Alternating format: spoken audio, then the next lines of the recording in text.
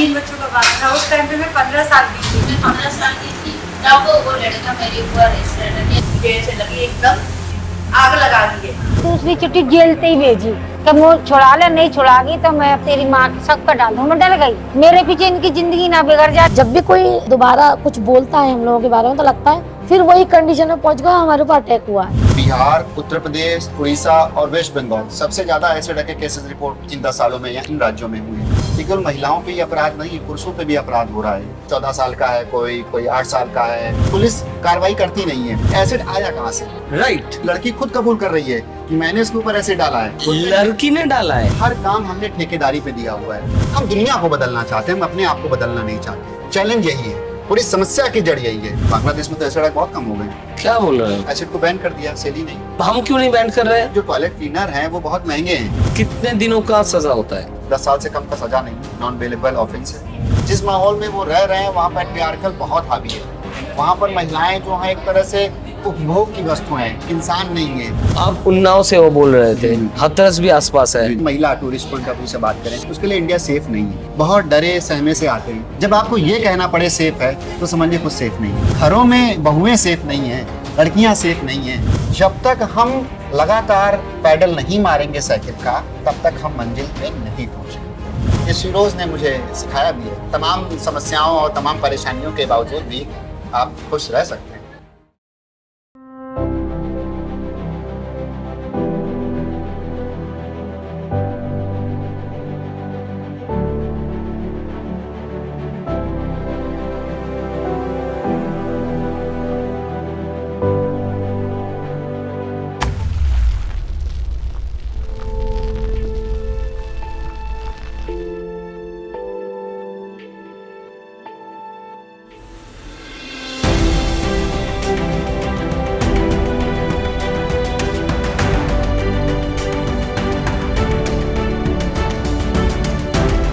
आगरा में आके ताजमहल तो देखा होगा, आगरा फोर्ट भी देखा होगा, हाँ, शिरोज कैफे भी देखा था। ये भी बहुत खूबसूरत है। इसको बनाया है, मतलब फाउंडर है आलोक दीक्षित जी और आशीष शुक्ला जी। ये पूरा कैफे का नियंत्रण है हमारी कुछ दीदियों के पास जो ऐसी अटैक सर्वाइवल से, और यही पूरा संभालती है। और ये कैफे की कमाल की बात है, खाना तो अव्वल है।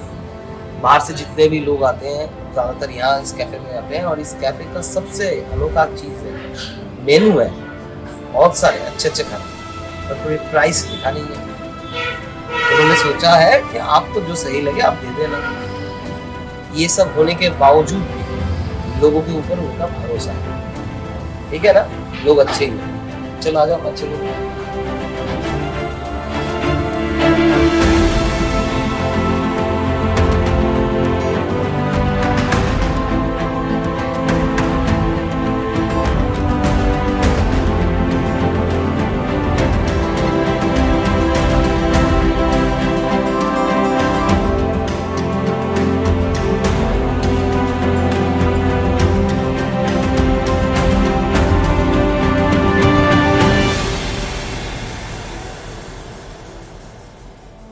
ये जो तस्वीर है इसकी खामोशी को समझ पाओगे कभी?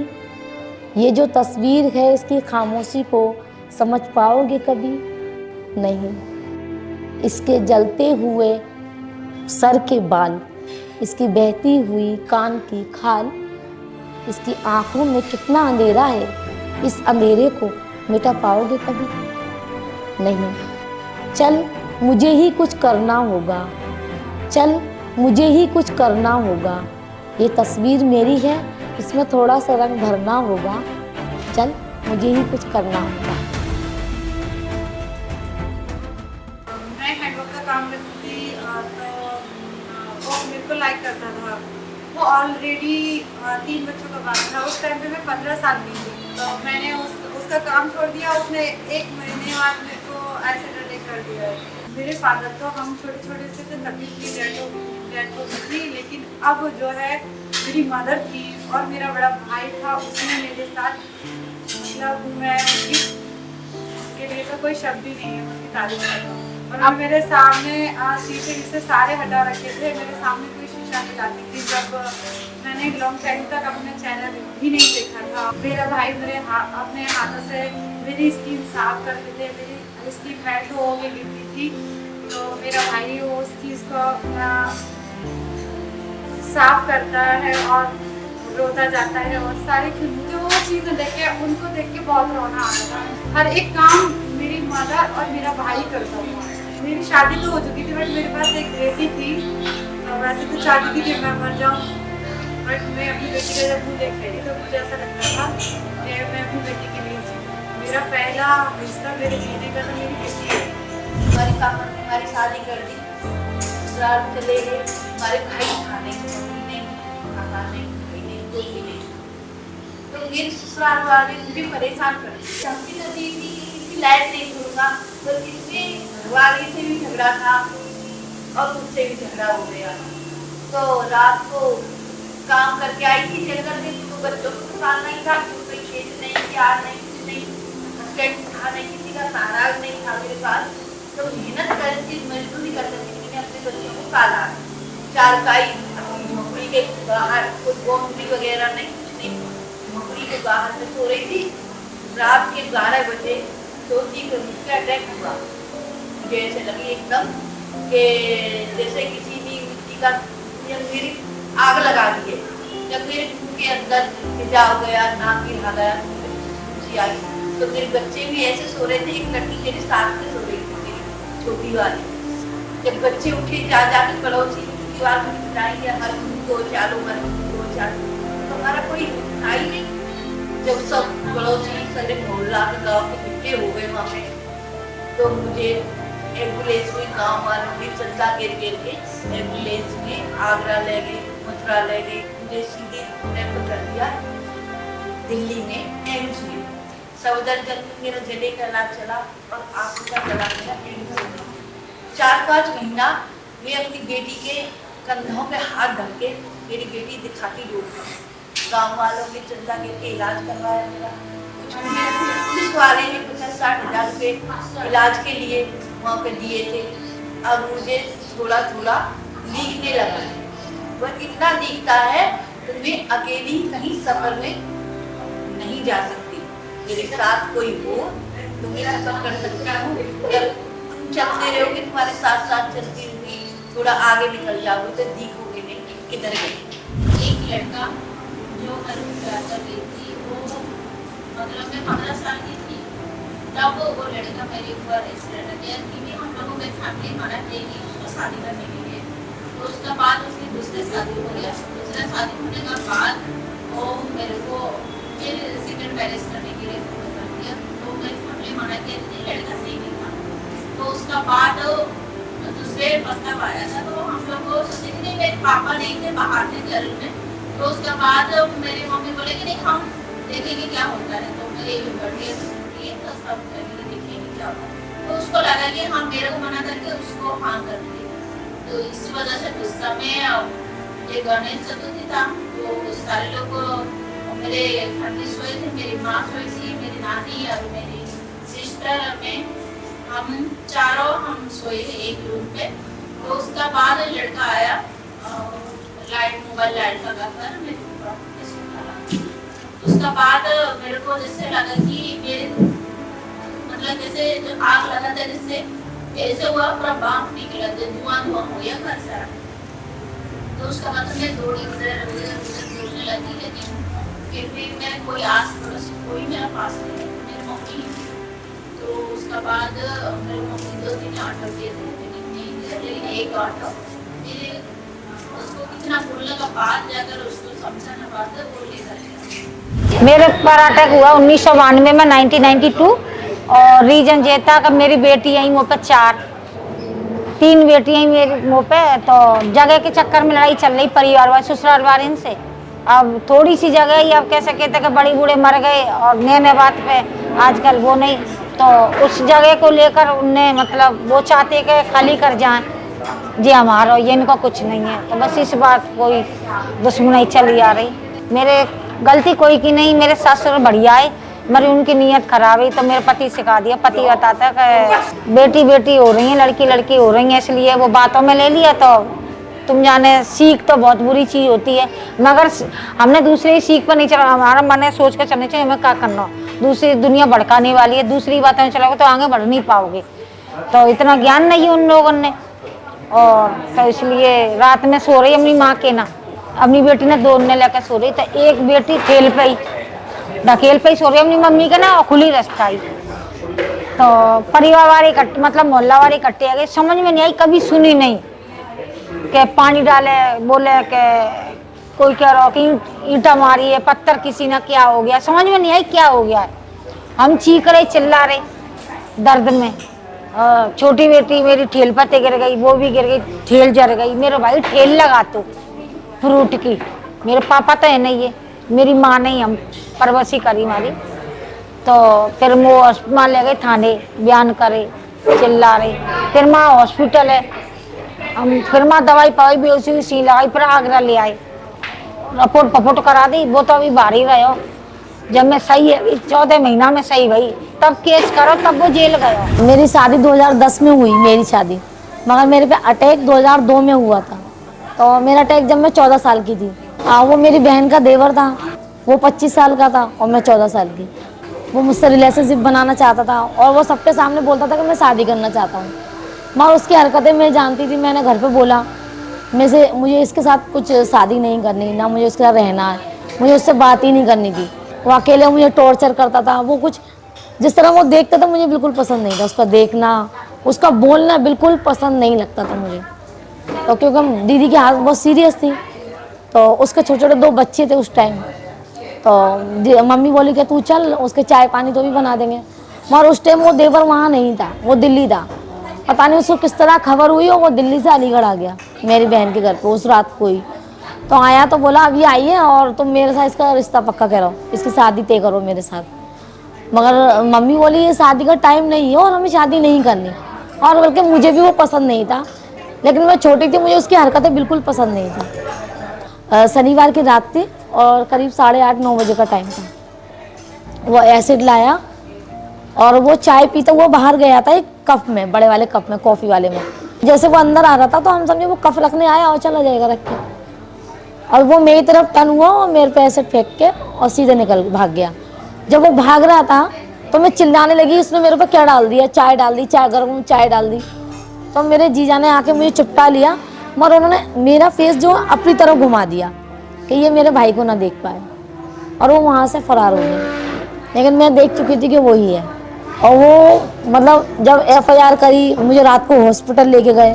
जब हॉस्पिटल लेके जा रहे थे तो रास्ते में पुलिस मिली, तो मेरे जीजा ने मेरा मुंह पे हाथ रख दिया कि इसको बोलने मत दो। मैं चीख रही थी, मतलब लग रहा था कि ऐसे मेरे चेहरे के 2 टुकड़े किसी ने कर दिए। तो जब रास्ते में से लेके जा रहे पुलिस ने रोका तो बोले नहीं वो मेरी साली है, उसकी तबीयत खराब हो गई। उन्होंने पूरा मेरा मुंह ढक दिया और हाथ दबा दिया। मतलब मेरी मम्मी कहना चाह रही, मैं कहने नहीं दे रहे थे मेरी मम्मी को। फिर हॉस्पिटल ले गए, वहाँ मेरे बयान हुए, मैं वहाँ यही बोली मैं। तो मेरे जिया बोले कि ये इनने गलत बयान दिया। वहाँ उन्होंने डॉक्यूमेंट ख़त्म करा दिया, पुलिस को आगे केस नहीं जाने दिया। फिर सुबह मेरा भाई यहाँ से पहुँचा, उन्होंने कहा मुझे FIR करनी है। तो बोले कि अगर FIR करनी है तो इसको भी अपने साथ ले जा, जो मेरी बहन की हालत सीरियस थी, इसको भी ले जा। मेरे पापा हैं नहीं थे, पापा बहुत छोटेपन में गुजर गए थे हमारे। तो एक भाई था, वो वॉचमैन ही करता था पापा की जगह। मगर उस टाइम मेरा भाई बोला ठीक है मैं अपनी इस बहन को लेके जाता हूँ, तुम उसको रखो। मेरा भाई मुझे आगरा लेके आ गया अलीगढ़ से। मेरा 14 महीने तक मेरा ट्रीटमेंट चला। उधर वो उनका देवर मेरे जीजा ने अपना भाई को भगा दिया, वो दिल्ली रहने लगा। मगर वो शादी पहले ही कर चुका था, उसने बताया नहीं था कि मेरी शादी हो गई है। वो मुझसे तो खाली वो मुझसे एक रिलेशनशिप चाहता था। तो कुछ दिन बाद मेरी बहन को होश आया तो बोली कि मुझे बयान देने अपनी बहन की तरफ से। तो मेरे जिया बोले ऐसा कर तू भी वहीं चली जा। मतलब फिर बहन ने फ़ोन किया कि ये लोग मुझे बयान नहीं देने दे रहे और ये वो, मतलब उस केस को दबा दिया गया वहाँ पर।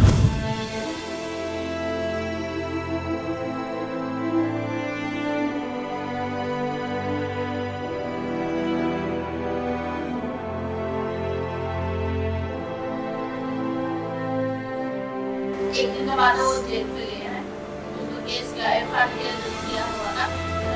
मतलब 4 साल जेल 5 साल की सजा हो गई। वाद बाद कुछ लोगों ने, इन वालों ने बोला कि 1 लाख रुपये ले लो, फैसला करो। हमारे जो चाचा है जो भी मदद कर रहे थे भाई, उन्होंने बोला कि 5 लाख दूंगा, ऐसा जैसा मेरी भतीजी का क्या हिसाब। मैंने जब केस कर दिया था तो वो 8 दिन के बाद सरेंडर हुआ। तो उसने अपनी साइड से भेजा था कि मैं शादी करना चाहता हूँ। उसने कितनी बार पुलिस वालों को भेजा, उधर की साइड से काफ़ी सारे लोग आए, पर जब भी अच्छे हालत में शादी नहीं की थी तो फिर मैं और भी ज़्यादा डर गई थी कि शायद अब जाने क्या करेगा मेरा। वो तो छूट गया बिल्कुल। वो आज भी बाहर है, 1.5 साल बन रहा, उसके बाद आज वो आनंद हो रहा है। फिर जेल लगा मैंने चिट्ठी डाली कि मुझे बचा ले, मुझ पर गलती हो गई। फिर मैंने नहीं जवाब दिया, फिर दूसरी चिट्ठी जेल से ही भेजी कि मुझे छुड़ा ले, नहीं छुड़ागी तो मैं परेशान, तू मरवा दिया, फिर मैं तेरी माँ के शक पर डाल दूँ। मैं डर गई, मुझे किसी को सपोर्ट नहीं है, मैंने केस वापस ही ले लिया। मेरे पीछे इनकी जिंदगी ना बिगड़ जाए, जब मेरे ऊपर कर सकता है, जी तो बहुत दूर है, उससे मन नहीं है मेरा। कैसे मैंने केस वापस ले लो तो अब मैं क्या कर सकती। वो सुधरा नहीं है, मैं खुद किनारे से हो गई हूँ। रोटी है सोच लेती हूँ, पड़ोसी समझ कर दे देती हूँ, खा ले, मगर कोई संबंध नहीं है मेरा। जब अभी तक नहीं सुधरा तो क्या उससे रिश्ता रखूँ। मतलब मेरे दिमाग में यही था कि मुझे उसकी FIR करानी है, उसको मुझे न्याय मिलना है। मैं एक ना दिन उसको अंदर कराऊंगी। तो उससे बोला अगर वो मुझे अंदर करा देगी तो मैं तो खा पी के अच्छा खासा निकल जाऊंगा, वो मेरा क्या बिगाड़ पाएगी। तो उसके ही चलते फरवरी में यहाँ ADG आए, तो उन्होंने सब लड़कियों की सुनी, उन्होंने मेरी बात सुनी। तो मैंने उनसे अपनी बात रखी कि मुझे उसकी FIR करानी है, तो उन्होंने तत्काल मेरी FIR कराई और अरेस्टिंग उसके वारंट निकाले। मगर वो वहाँ से दिल्ली भागा था। कुछ दिन बाद वो वहाँ आया मेरी बहन के घर पे और बहन से बदतमीजी करने लगा। मेरी बहन ने चुपके से फ़ोन कर दिया मुझे, मैंने वहाँ पुलिस भेजी, वो अरेस्ट हो गया और आज वो जेल में बंद है।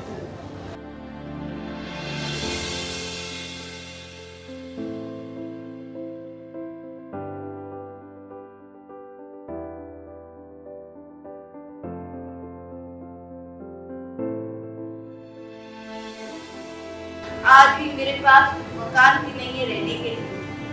सरकार से कई बार मेरा मकान आता है, मेरे वालों ने वापस करा मकान नहीं। मेरे पास बाथरूम नहीं था, मुझे कुछ पैसे यहाँ से कमा के जब मैंने वो बाथरूम बनवाया था। वैसे तो मैं सोचती थी खाली मेरे जैसे एक ही लड़की है, लेकिन मैंने यहाँ पर काफ़ी सारी लड़कियों को देखा जो मेरे उन लोगों से बहुत हिम्मत बढ़ी। फिर उस दिन से सोच लिया कि मुझे भी अब जीना है। आज तक तो मेरा घर वाला अगर नहीं सपोर्ट करते तो मैं यहाँ पर रही, क्योंकि 2 साल तक मेरे साथ जो थे वो मेरे को नया जिंदगी में फैमिली नहीं थी। अगर वो नहीं हो तो मैं नहीं हो रही। तो आज जो भी है मेरी फैमिली वजह से। पास पड़ोसी तो बोलते ही लड़कियों को ही ब्लेम करते हैं कि लड़की की गलती रही होगी, इसकी इन्हें ही कुछ ना कुछ किया होगा। मैं बिल्कुल फेस कवर करके रहने लगी, मैं किसी के सामने नहीं जाती थी, किसी से बात नहीं करती थी। लेकिन मेरा भाई बोलता था मेरी बहन मेरे लिए अच्छी है, तुम लोग बोलते रहो, तुम्हारे बोलने से कुछ नहीं होना। मतलब मेरा भाई बहुत सपोर्ट में रहा मेरे। जितनी मैं काट रही थी, जो दुख काट रही थी, जो मेरे पूरे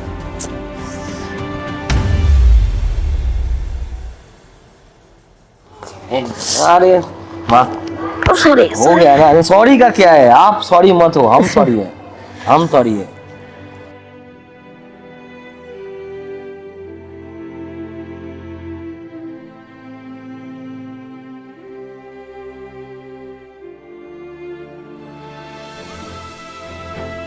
कहते ना ऐसे अटैक तो सिर्फ वो अटैकर एक बार करता है, लेकिन हमारी पूरी सोसाइटी पे अटैक होता है। 3 बहन भाई मुझसे छोटे थे, उनकी पढ़ाई छूट गई, मतलब बहुत घर में मतलब परेशानी आ गई।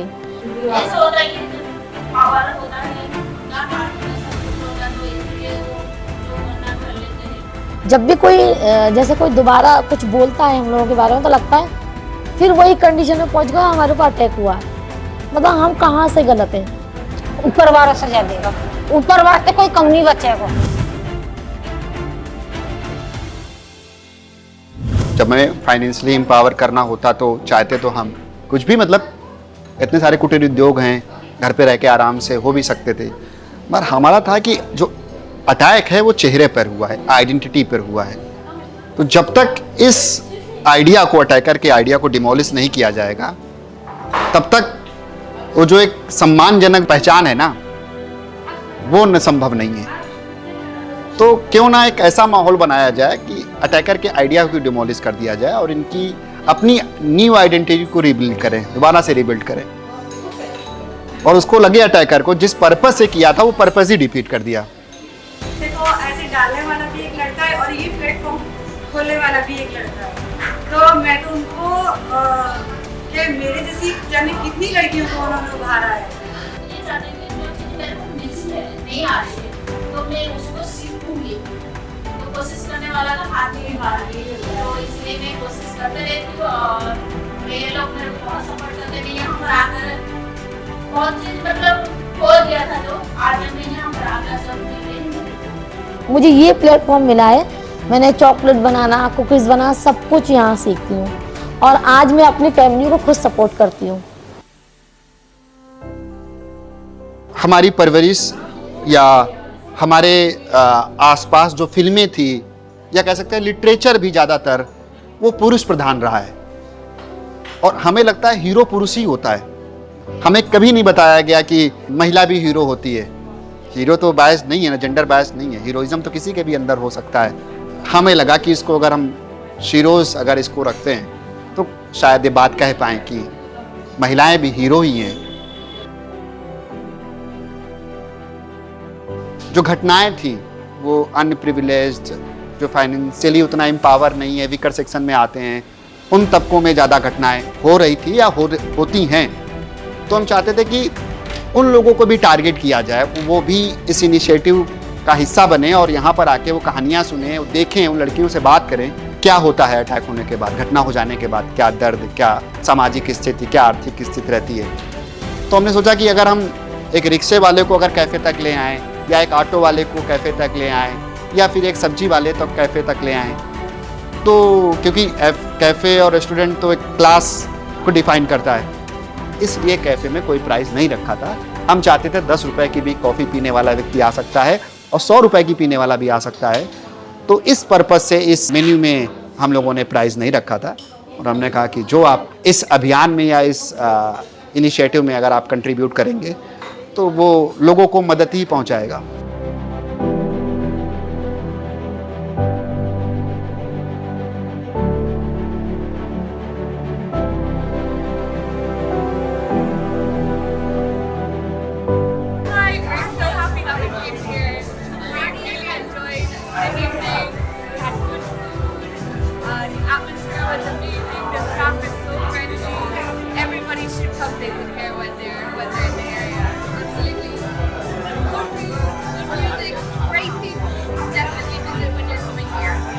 Fantastic organisation. Yeah. We really love it here. It's a really lovely place to come. It's so welcoming. You know, I'm here for the first time, and I'm here today. I visited a very wonderful place with very kind people, and it's very modern for being in India. And so thank you. Bye. It's very heartfelt, and we are so proud of these women for getting out and getting a new life and finding happiness despite ugly things happening to them. So we're happy for them. It makes me very sad that another human being would do that to any animal at all, or a human. Yeah, but I think the women are wonderful and they seem happy and they've really come through and found a life, and I think that's wonderful. Yes. this is truly a unique place, and it's built on the courage of people, and I think that's really beautiful. And I think everyone here leaves very inspired from this place. And I'm very happy that I was able to eat such great food here. Yeah.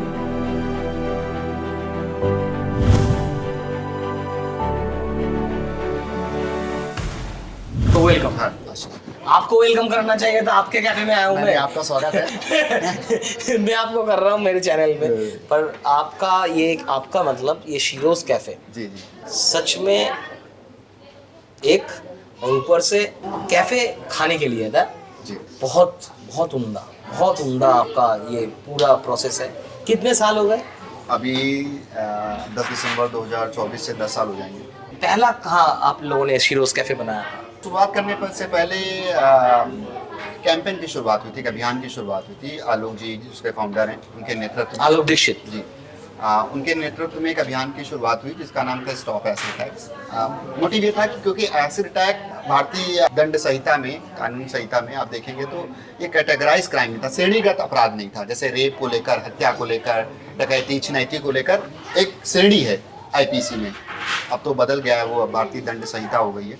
उस में आप पाएंगे कि 2013 के पहले आपके पास कोई record नहीं है और ये अपराध घट रहा है।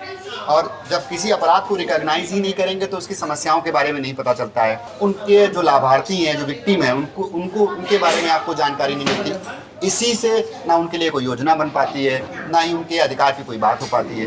तो वो अभियान की शुरुआत ये थी कि इस विषय के बारे में जानकारी इकट्ठा करना कि क्या देश भर में कितने सर्वाइवर हैं, उनके चैलेंजेस क्या हैं, उनकी मेडिकल स्थिति क्या है, उनकी आर्थिक स्थिति क्या है, उनकी सामाजिक स्थिति क्या है। इस सब को जानने के लिए और जागरूकता फैलाने के लिए 8 मार्च 2013 को स्टॉप एसिड अटैक कैंपेन की शुरुआत सोशल मीडिया से हुई थी, फेसबुक से। आलोक दीक्षित जी कर रहे थे और उनके साथ आशीष शुक्ला जी आ गए थे। बिल्कुल साथ में, क्योंकि आलोक जी पत्रकार रहे हैं और मैं भी पत्रकारिता की पढ़ाई करके पत्रकारिता कर ही रहा था, उनके साथ भी मैंने कुछ काम किए थे। तो हम लोग ये चाहते थे कि क्यों ना इसको शुरू करते हैं, इसके बारे में बातचीत करते हैं, मतलब इस इशू को एड्रेस करना चाहते थे। इसके बारे में मीडिया लिखना शुरू कर दे, अधिकारियों का, सरकार का ध्यान जाए, जिससे कि जो लाभार्थी हैं उनको लाभ पहुँचे। तो ये जो डेटा क्रिएट हुआ, ये डेटा आप लोगों ने क्रिएट किया? नहीं, हम लोगों ने नहीं क्रिएट किया। मतलब हम लोग तो ढूंढ रहे थे कि कहीं पर कोई एसिड अटैक घटना हुई है, हम उस तक पहुँचे, उसके या घटनाएं जो हो गई हैं जिनके रिकॉर्ड्स में नहीं है, मगर हॉस्पिटल से या फिर कहीं हमें कोई, जब 2013 के बाद जब भी हमें कोई सूचना मिलती थी, खासकर नॉर्थ इंडिया में, कि ये घटना हुई है एसिड अटैक की, तो हम वहाँ पहुँचते थे। वहाँ पर उसे क्या इलाज मिल रहा है, तो अगर उसे दिल्ली लाना है तो हमारे पास तो संसाधन थे नहीं, हम सरकारी संसाधनों पर ही निर्भर थे। तब हम उन्हें सफदरजंग लाते थे, या फिर वहाँ पे जो राज्य में से लखनऊ में KGMU हो गया, या फिर वो बड़े बड़े हॉस्पिटल जहाँ पर सुविधाएं अवेलेबल हैं किसी भी पेशेंट को ट्रीट करने के लिए, तो वहाँ उन्हें ले जाते थे। तो रिकॉर्ड तो 2013 के बाद सरकारी हमें मिलना शुरू हुआ, NCRB जो डेटा देता है, रिलीज़ करता है, तो वहाँ से हमें मिलना शुरू हुआ।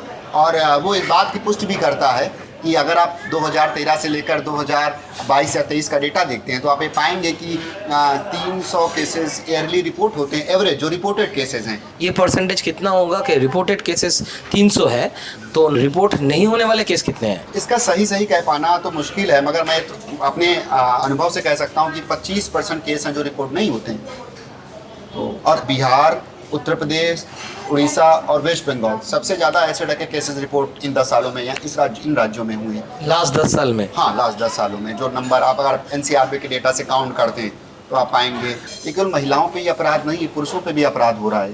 पुरुष भी सर्वाइवर हैं, हम जिनके साथ काम करते हैं। अभी मैं लखनऊ गया था, कल परसों में गया था, तो मैं कुछ जितने सर्वाइवर्स थे, या तो बच्चे थे, 14 साल का है कोई 8 साल का है, या फिर कोई 18 साल का है, और तो 25% मैं कह सकता हूँ कि मेल सर्वाइवर हैं और 75 to 80% विमेन हैं। इसका मतलब एसिड एक औजार, इजी अवेलेबल औजार की तरह मिल गया है। हाँ, बिल्कुल। पहले मुझको लगता था कि ये औरतों के ऊपर एक मेल एग्रेशन का रिप्रेजेंटेशन है एसिड, ये मैं सोच रहा था, पर आपने तो पहलू अलग कर दिया। तो पहले हम लोग फीमेल के ही साथ काम करते थे, तो क्योंकि हमें भी देखिए, जब आपके बारे में जिस देश में एक हिंसा जिसके बारे में कोई चर्चा नहीं है, जिसके बारे में कोई लिटरेचर नहीं है, तो आप उस हिंसा के बारे में नहीं समझ सकते हैं। जब आप काम करते हैं तो धीरे धीरे आपको पता चलता है कि इसका रूप कितना बड़ा है और कितना प्रभाव डाल रहा है समाज में। तो दर्द, तकलीफ, और मैं इतना कह सकता हूँ कि पुरुषों की सामाजिक स्थिति महिलाओं से बेहतर है, बस इतना अंतर है। बाकी दर्द और कष्ट या फिर आर्थिक समस्याएं जो हैं उनके सामने बराबर हैं। इवन मेल सर्वाइवर्स को जो हर्जाना मिलता है सरकार की तरफ से, वो भी मिलने में बहुत समय लगता है। मतलब गवर्नमेंट ऐसे अप्रोच कर रही थी कि ये तो महिला के लिए है, हाँ। तुम भाई सब क्यों आ गए? इवन सुप्रीम कोर्ट ने क्लियर भी किया है कि मैंने ये नहीं कहा कि महिलाओं को मिलेगा। पीड़ित है, एसिड विक्टिम या सर्वाइवर्स, मतलब सर्वाइवर, जैसे हत्या है, हाँ, रेप है, मर्डर है, हाँ, मतलब औरत को मारने का भी जो होगा, मर्द को मारने का भी तो अपराध तो दोनों के साथ हो, दर्द सबको सेम है। तो अभी रिसेंटली एक अलीगढ़ में हुआ था, उसने तो डिनाई कर दिया कि उसके ऊपर एसिड ही नहीं पड़ा कुछ। देखिए इन केसेस में बहुत सारे पेचीदगी होती है। तो देख के समझ रहे हो।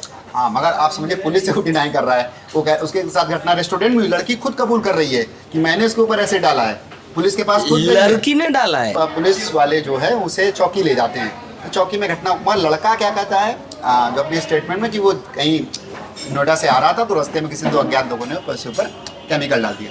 तो बहुत सारे केसेस में ना आपको उसको सच्चाई तक पहुंच पाना मुश्किल है, क्योंकि पुलिस कार्रवाई करती नहीं है, वो तह तक जाती नहीं। उसके लिए तो कहें वो ये अच्छा होता है कि चलो कोई बात नहीं, एक केस तो पीछे छूटा।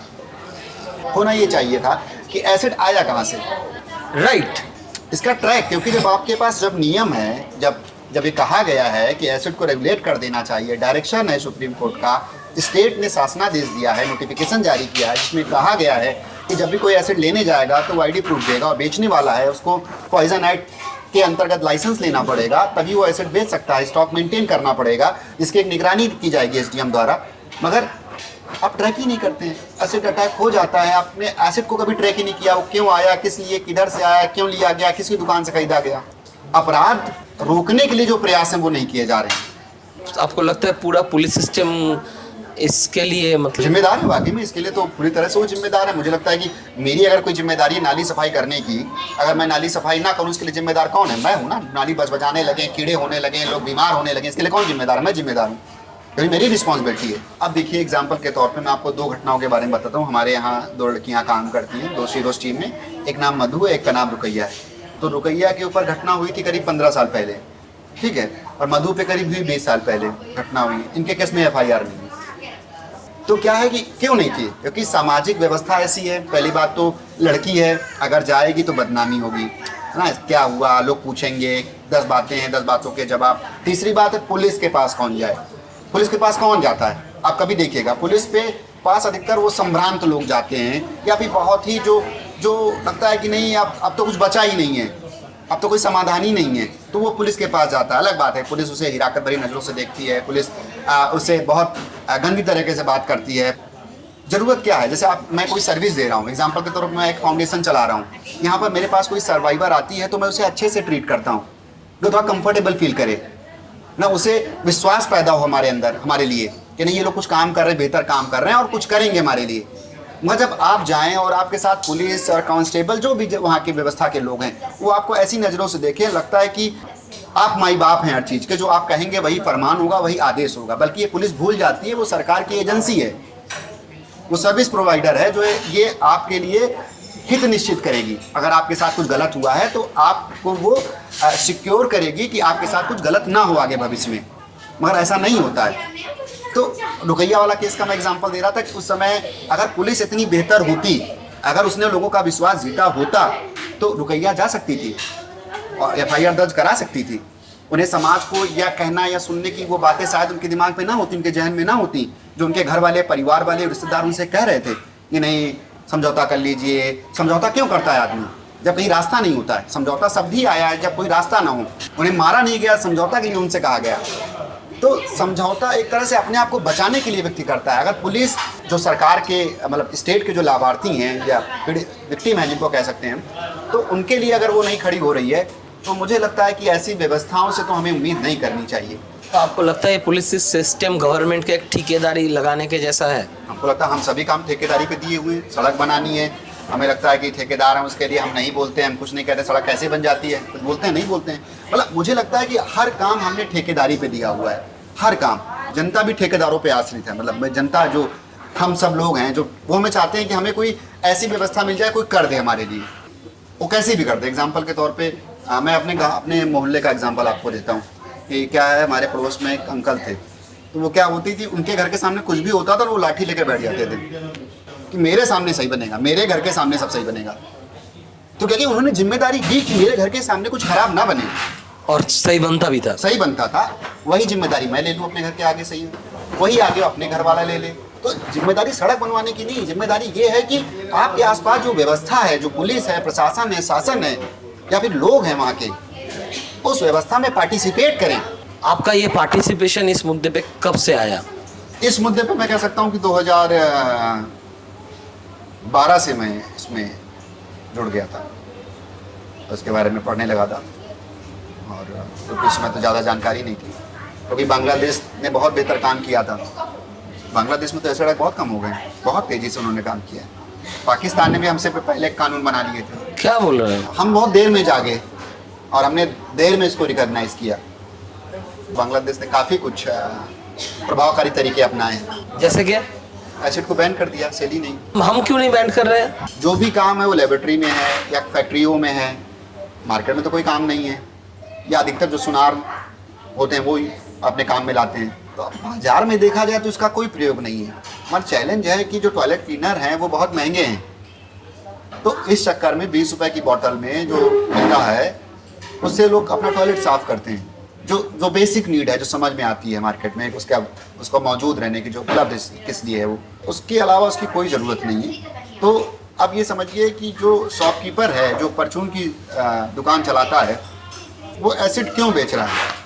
मगर दूसरी बात है कि वो अवेयर नहीं है, उसे कानून के बारे में जानकारी नहीं है, किस तरह के नियम है, किस तरह के कानून है। तो ये भी बड़ी समस्या है कि जो कानून है उनकी जानकारी लोगों तक नहीं पहुंचती है सरकार की तरफ से। ऐसा कोई कैंपेन नहीं चलाया गया, ऐसा कोई अभियान नहीं चलाया गया जिससे बताया जा सके क्या करना चाहिए सरकार? मुझे लगता है कि एक बहुत जागरूकता अभियान चलाना चाहिए, क्योंकि एसिड आसानी से अवेलेबल है, तो इसके बारे में कि उसको रेगुलेट कर दिया गया है। जैसे कि गाँव के, शहर में जो भी लोग रह रहे हैं, टीवी देखते हैं या FM सुनते हैं, या फिर जैसे आपका चैनल लोग देखेंगे, तो इससे पता चले कि एसिड आप ऐसे नहीं बेच सकते। आपको पॉइजन एक्ट 1919 के तहत आपको एक लाइसेंस लेना पड़ेगा, और जो शॉपकीपर है उसको एक स्टॉक मेंटेन करना पड़ेगा। SDM द्वारा उसको जांच की जानी है। अगर ऊपर नीचे होता है तो उसको फाइन किया जाएगा, और जो खरीदने वाला है, जो खरीदने जा रहा है, उसको अपना एक ID प्रूफ देना पड़ेगा, उसको बताना पड़ेगा किस लिए वो खरीद रहा है। तो इस तरह के नियम हैं जो नहीं फॉलो हो रहे हैं। क्रिमिनल एक्ट्स अभी हो गया इसके ऊपर, पर कितने दिनों का सजा होता है? 10 साल से कम का सजा नहीं है, नॉन बेलेबल ऑफेंस है। प्लास्टिक सर्जरी से ये कंडीशन बेटर हो सकती है? प्लास्टिक सर्जरी से तो नहीं, मतलब बहुत लंबा प्रोसेस है, क्योंकि डिपेंड करता है कि बर्न कितना है। आप देखेंगे सब सर्वाइवर्स की बर्न अलग अलग है, तो डिपेंड करता है कि किसी का कम बर्न है तो हाँ, कंस्ट्रक्टिव सर्जरीज करके उसको बेहतर किया जा सकता है। फिर उसके बाद चाहे आप कॉस्मेटिक सर्जरी कराएं, उसके बाद फिर जो भी प्लास्टिक सर्जरी, उसका एक प्रोसेस है, उसके अपने अलग अलग तरह के चैलेंजेस हैं। बहुत सारी लड़कियां तो मना कर देती हैं कि अब नहीं कराना, सही नहीं कराना, वो हो गया, बहुत लंबा समय से इलाज चल रहा है। ये भी होता, इलाज कराते कराते लोग थक जाते हैं। आप जब ये सब काम करते हैं, कभी कोई थ्रेड वगैरह आया है जिंदगी में? नहीं, थ्रेड वगैरह तो ऐसा नहीं है, लेकिन हमारी लड़ाई नहीं है। हम लोग एक कानूनी तौर पे हम प्रोसेस फॉलो करते हैं। बट आपके वजह से चेंज हो रहा है, क्योंकि ऐसे बहुत सारी लड़कियां हैं जिनसे मैं मिला हूँ, शायद लड़के भी होंगे, बच्चे भी होंगे, जो इतने पीछे के वर्ग से आते हैं, जिनके ऊपर कोई साया नहीं है, जिनके ऊपर कोई हाथ नहीं है, इसलिए उन पे और ज़्यादा वो सॉफ्ट टारगेट है। जी। पर छाँव फाउंडेशन और इस शिरोज सब आप लोग पीछे आने की वजह से वो लोग न्याय उनको मिलता है, एक जगह तक वो फाइट कर पाते हैं। तो अनुभव तो अभी तक ऐसा नहीं रहा है कि कोई थ्रेड मिला हो या फिर ऐसी कोई परेशानी किसी ने पैदा की हो। ये मेरे दिल से बात आती है कि अगर आप किसी के लिए अच्छा सोचते हैं और अच्छा करते हैं और किसी का अहित नहीं सोचते हैं, तो मतलब नहीं, मुझे लगता कोई अहित आपका करेगा। ठीक है, मतलब गीता जी काम करती हैं, उनके अपने हस्बैंड के साथ रहती हैं, जिन्होंने खुद उनके ऊपर अटैक किया है। क्यों किया था उन्होंने, क्या लगा? अल्कोहलिक में पहली बात तो नशा करते हैं। जब उन्होंने किया था तो शायद फ्रस्ट्रेशन था उनको अपनी वाइफ के साथ चीज़ों को लेकर। अकॉर्डिंग टू गीता जी उन्होंने कहा कि क्योंकि उन्होंने 2 बेटियां हो गई थी, तो उनके घर वाले उन्हें बोल रहे थे कि इसको मार दे, दूसरी शादी करा दूंगा, जो भी है। वो आदमी बहुत अब्स्ट्रैक्ट है। पहली बात, आप उसे जब भी बिना नशे के मिलेगा तो आपको काइंड लगेगा, बहुत विनम्र लगेगा, मगर आप जब उसको नशे में देखेंगे तो वही आदमी अपनी वायलेंस में दिखता है। अधिकतर कभी कभी गीता जी शेयर करते हैं कि आज दारू पी के आया था तो गाली गलौज कर रहा था मोहल्ले में, किसी से क्या कर रहा है। तो इसका एक बड़ा कारण आप देखेंगे तो बैकग्राउंड, परवरिश और किस माहौल में रह रहे हैं, क्योंकि जिस माहौल में वो रह रहे हैं वहाँ पैट्रियार्कल बहुत हावी है, बहुत ज़्यादा उसकी प्रैक्टिस खतरनाक तरीके से की जा रही है। वहाँ पर महिलाएं जो हैं एक तरह से उपभोग की वस्तु हैं, एक वस्तु मात्र हैं, वो एक इंसान नहीं है। तो वहाँ पर लगता है कि महिला कैसे हमारे चीज़ों को डिनाई कर सकती है, हमारे आदेश की अवहेलना कर सकती है। तो वो एक प्रभाव दिखता है। जब जितने भी आप केसेस देखेंगे आप पाएंगे उसमें ये एक बड़ा कारण है। जब से आप ये काम कर रहे हैं तब से क्या क्या पॉजिटिव रिस्पॉन्स आए हैं? पहले जो एक तरह का स्टिग्मा था ये समाज में, वो शिरोज के माध्यम से दूर हुआ है।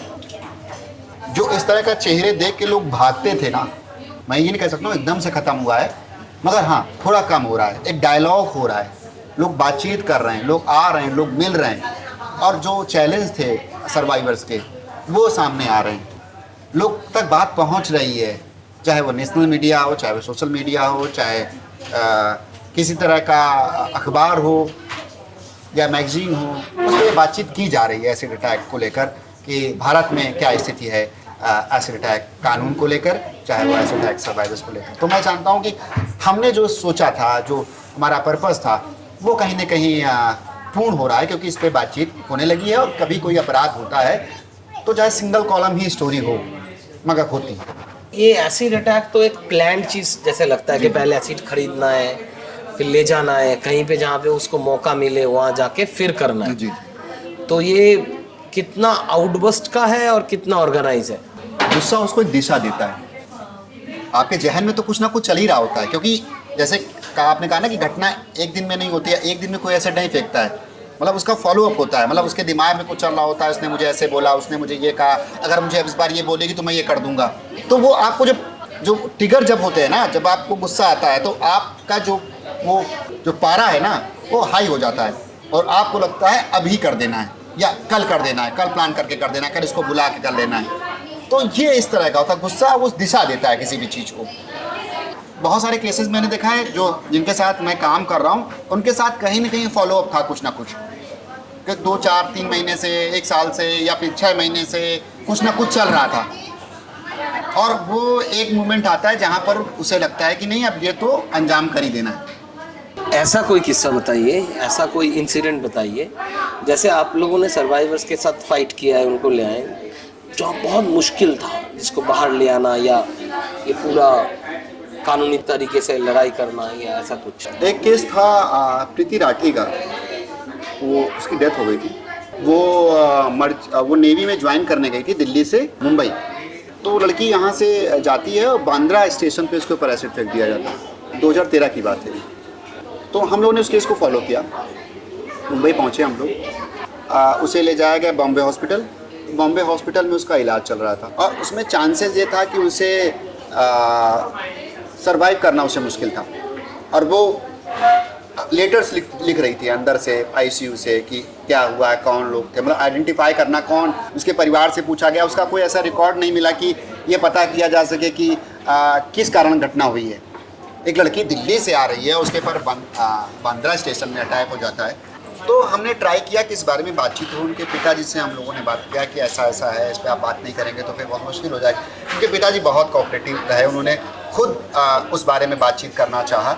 फिर मगर वो लड़की की डेथ हो जाती है। बाद में करीब 6 महीने बाद या 8 महीने बाद पता चलता है उसके ऊपर जो अटैक हुआ था उसके पड़ोस में रहने वाले लड़के ने किया था, और इसलिए किया था क्योंकि उसको घर में उसका उल्हना दिया जाता था कि वो लड़की होके इतना बढ़ गई, इतना निकल गई आगे, और तुम कुछ नहीं कर पाए। इस चक्कर में समझिए वो जब जिस दिन ट्रेन में जाती है उसी ट्रेन में वो भी जाता है, और उसके ऊपर बांद्रा में ज्वाइनिंग करने से पहले, जिस दिन ज्वाइनिंग की उसकी, उस दिन ज्वाइनिंग करने से पहले उसके ऊपर एसिड अटैक कर देता है। तो इस केस ने काफ़ी बारे में, इस केस के बारे में लिखा गया, काफ़ी इसके बारे में हमने बड़ा कैंपेन भी किया था। उस लड़के का क्या हुआ जिसने किया था? गिरफ्तार कर लिया गया। कितने साल की सजा? वही 10 साल से मिनिमम सजा है, 10 साल की। तो जितने भी माँ बाप है या दोस्त हैं, भाई है, जो भी ये सुन रहे हैं, हम हमेशा ये करते हैं कि देखो इससे ये है, देखो इससे ये है। आप सोचो, हालांकि वो उस लड़के की गलती है, फिर भी मैं बता रहा हूँ कि शायद किस तरीके से बोला गया होगा, डे बाय डे ऐसे होता है। मैंने देखा है कि डे बाय डे वो तो ये करता है, तू क्या कर रहा है, वो तो ये कर रही है, वो तो और ऊपर से एक लड़की कर रही है। ये भी एक इम्पोर्टेंट बात है कि लड़कों को हमेशा बोला जाता है ये तो लड़की कर रही है, तू नहीं। अरे मतलब आप हमसे योग्य हैं, तो मैं आपके ऊपर कोई गोली मार दूं या आपको चाकू मार दूं, आपके तेजाब फेंक दूं, क्या आपकी सजता कम हो जाएगी? नहीं कम होगी। ये बंद करना होगा। आप उन्नाव से वो बोल रहे थे, कानपुर के आसपास से, हाथरस भी आसपास है। तो ये यूपी का एक बहुत सुनते हैं हम बाहर से जो लोग हैं, यहाँ उन्नाव का ये heinous rape and murder, Hathras का जात पात को लेके, ये सब इस माहौल के बारे में आपका क्या सोच है? हाथरस, उन्नाव या उत्तर प्रदेश नहीं, लगभग इंडिया, अगर आप किसी टूरिस्ट के पॉइंट ऑफ व्यू से बात करें, खासकर महिला टूरिस्ट पॉइंट ऑफ व्यू से बात करें, तो उसके लिए इंडिया सेफ नहीं है। बहुत डरे सहमे से आते हैं और आपको कहना पड़ता है कि सेफ है। जब आपको ये कहना पड़े सेफ है तो समझिए कुछ सेफ नहीं है। तो घरों में बहुएं सेफ नहीं हैं, लड़कियां सेफ नहीं हैं। तो यूपी, हाथरस, उन्नाव, ये सब तो बड़ी बातें हो गई। तो एक ज़िले की बात हो रही है, स्टेट की बात हो रही है। बच्चों के साथ, छोटे छोटे बच्चों के साथ उनके रिश्तेदार सेक्सुअल हैरेसमेंट करते हैं।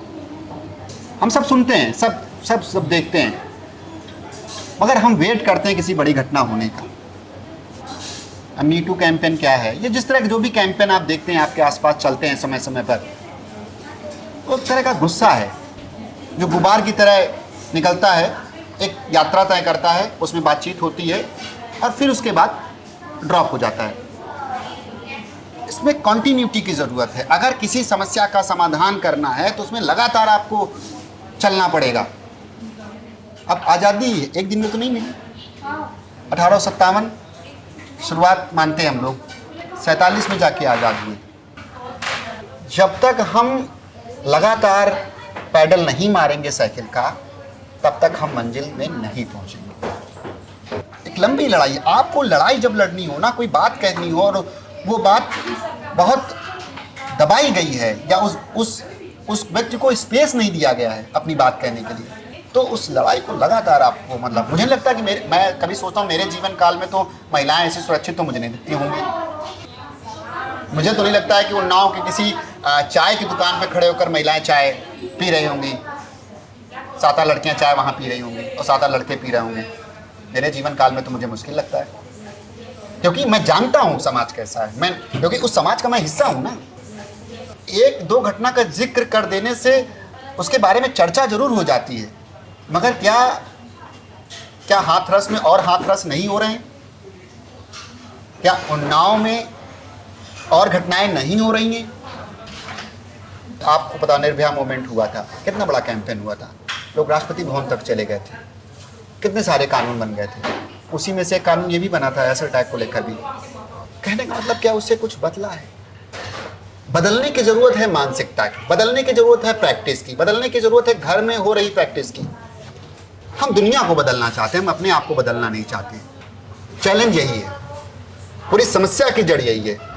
पुलिस अपने आप को बदलना नहीं चाहती, उसको बदलना चाहती है। हम जो है अपने दोस्त को बदलना चाहते हैं, हम नहीं बदलना चाहते हैं, क्योंकि हम तो ज्ञानी हैं। तो भाई ज्ञान को पहले कम करना पड़ेगा, श्रेष्ठता को कम करना पड़ेगा, सीखना पड़ेगा, जो आपने सीखा है उसको अनलर्न करना पड़ेगा। अब मुझे लगता है 10 साल मैंने करते करते मैं समझता है एसिड अटैक तो मैं रोक नहीं पाया, हो रहे हैं। बस ये कि हम प्रयास कर रहे हैं कि लगातार काम करेंगे तो एक दिन शायद हो जाए।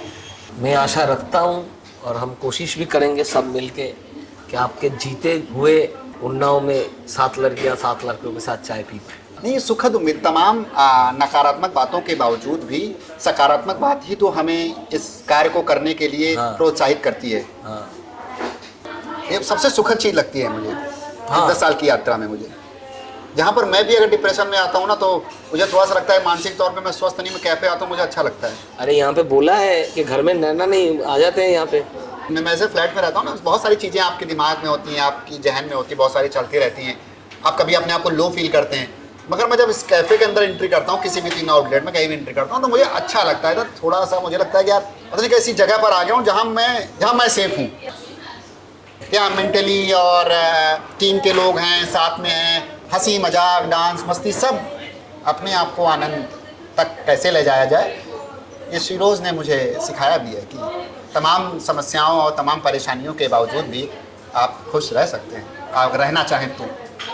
सपना राजा सपना, सपना राजा सपना, राजा संगीला की माला, रंगवती रंगवती, कितना प्यारा तुझे रब ने बनाया।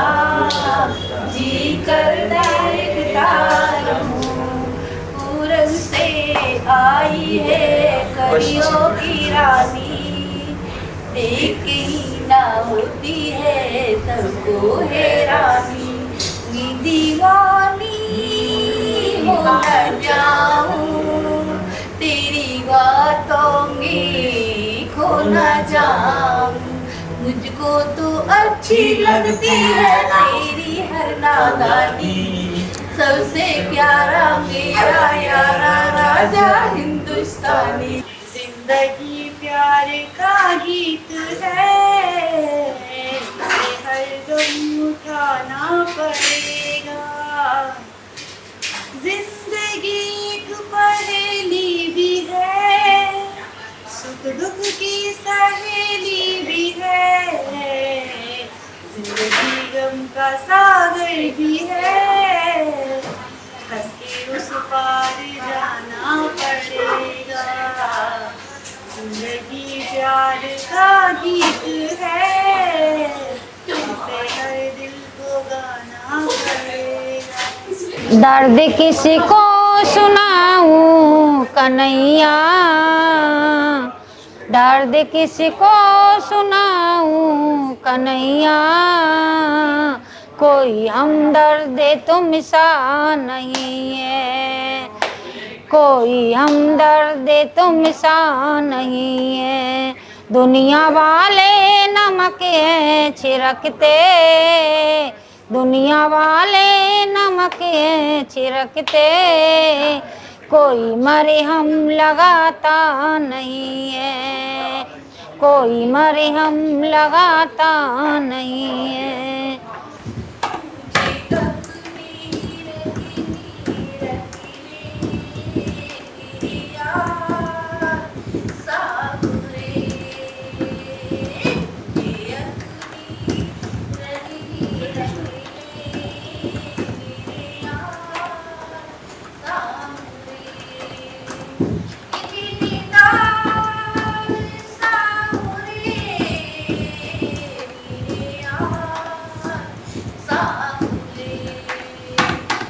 शीरोज कैफे अभी कहाँ कहाँ है? शीरोज कैफे अभी आगरा, लखनऊ, नोएडा 3 जगह। आपसे बात करके बहुत अच्छा लगा, और कोलकाता में अगर प्लान करें तो फर्स्ट मुझे नहीं, बताएं। बिल्कुल मैं आऊँगा इस बार। आपको और कॉल वैसे करता तो हूँ। और खाने का सब कुछ आप तो पता ही है। बस मुझे लगता है कि अपराध किसी भी तरह का हो, उसके और भी समाधान है। अपनी बात कहने के, अपनी बात रखने के। हमारे सबके मन में कहीं ना कहीं घृणा, गुस्सा, द्वेष, प्रेम सब इमोशन है। गुस्से में बहुत कुछ हम कर देते हैं। मुझे लगता है कि हमें समझना चाहिए कि अधिकतर जो भी ऐसे अटैक पे काम करते करते मैंने जाना है, जो अपराध हुए हैं, जिन लोगों ने किए हैं, बहुत क्लोज या फैमिली ये मैंने मानव तस्करी का एक एपिसोड है पल्लवी घोष के जिस साथ किया था, ह्यूमन ट्रैफिकिंग का, वुमेन का। उसमें भी हमने देखा कि एकदम निकट जो रिलेटिव्स हैं उनसे ही ये ज़्यादा होता है, क्योंकि उनमें आप उनके बीच आप सेफ महसूस करते हैं ना। ये वैसा है कि अगर आपको कोई बात कहनी है, हमारे इसमें बहुत सारे सब कैंपेन भी हमने चलाए थे कि आपको अपनी बात कहने का अधिकार है, मगर ये नहीं कि आप अपने अधिकार को इतना बढ़ा लें कि वो आपका फ्रस्ट्रेशन में तब्दील हो जाए और आप जाके किसी पर हिंसा कर दें। तो उससे बचने के बहुत सारे रास्ते हैं और बहुत सारे तरीके हैं अपनी बात कहने के। तो मुझे लगता है वो तरीकों का इख्तियार करना चाहिए, क्योंकि संवाद ही समाधान है। जो हम बैठे कर रहे हैं, जो हम करना चाहते हैं, जो हम लोगों तक पहुंचाना चाहते हैं, तो हमारा पर्पस है। और हमारी मतलब मैं आपसे असहमत हो सकता हूं, इसका मतलब ये नहीं कि मैं आपको हिंसा पहुंचाऊं। मैं आपको लेटर लिख सकता हूं, मैं आपको अपनी बात कहने के दूसरे तरीके अख्तियार कर सकता हूं जो आपको प्रभावित करें। जो गांधी का जो आइडिया है, गांधी के जो बात करने का तरीका है, जरूरी नहीं कि हम बहुत अच्छे दोस्त हों, मगर हम अपनी बात तो कह सकते हैं अगर हम आपसे असहमत हैं। असहमत होने का मतलब ये नहीं कि हम आपसे हिंसा करें। वो तरीकों को बदलना होगा। कभी कभी हमें लगता है हम जो बात कहना चाहते हैं वो एक बार में नहीं पहुंचती है, उसके लिए हमें 10 बार संवाद करना पड़ता है, 20 बार करना पड़ता है, 40 बार, 50 बार, तो जीवन पर्यंत करना पड़े। संवाद की प्रक्रिया को नहीं खत्म करना है। तो अगर कोई दिक्कत है, कोई उसको आइडेंटिफाई करना चाहिए और उस पर लगातार काम करना चाहिए। उस समस्या को समाप्त करने पे काम करना चाहिए, ना कि एक नई समस्या पैदा करना चाहिए। तो ये संवाद बहुत ज़रूरी है, ये कॉन्वर्सेशन बहुत ज़रूरी है। आप करते रहिए और तब तक हम ऐसे और भी बहुत सारे ज़रूरी मुद्दे पे कॉन्वर्सेशन बातें करते रहेंगे।